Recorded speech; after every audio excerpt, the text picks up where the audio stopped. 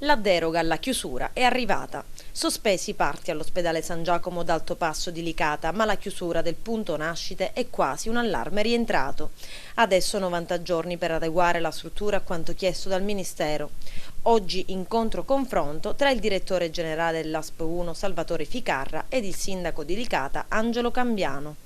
Il punto nascita di Licata veniva chiuso con i precedenti provvedimenti. Ora, a seguito dell'interessamento dell'assessore Gucciardi e della relazione con cui noi ci siamo assunti anche le nostre responsabilità come ASP, il Ministero ha concesso non una proroga per la chiusura ma una deroga. Questo significa che ha salvato il punto nascita di Licata.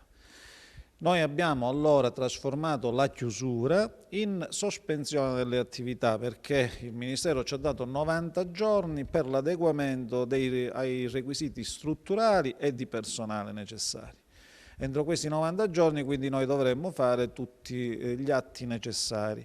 Allo scadere dei 90 giorni si procederà alla riapertura del punto nascita, fermo restando che comunque non è che viene chiusa l'ostetricia e la ginecologia di Licata, rimane aperta, garantirà tutto il percorso nascita alle pazienti, è solo l'atto finale che non potrà essere fatto a Licata in questo periodo. Ovviamente Licata garantirà anche le emergenze, per cui nessuna preoccupazione per le pazienti perché non cambia nulla rispetto a quello che è l'attività che è stata svolta fino ad oggi.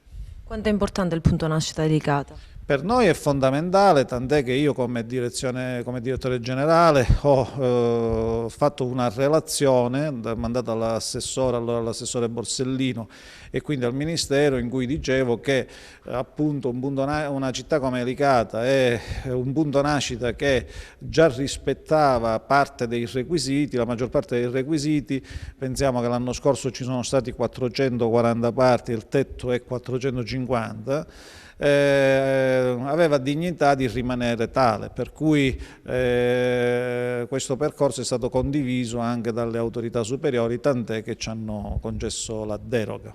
Contestualmente però la deroga è subordinata al potenziamento dello stesso reparto, quindi nelle more del potenziamento siamo qui per individuare soluzioni alternative per non permettere nemmeno questo stacco di 90 giorni. In ogni caso siamo fiduciosi che il tutto possa portare a un migliore servizio per i cittadini, perché questo è l'obiettivo che abbiamo cercato di raggiungere tutti insieme. Finalmente non si parla più di proroga ma si parla di deroga alla chiusura, quindi il punto nascita di Licata è salvo e continuerà la propria attività. In tutto questo abbiamo ottenuto rassicurazione e grande disponibilità da parte del dottore Ficarra di un potenziamento dell'intero presidio ospedaliero del San Giacomo d'Altopasso di Licata.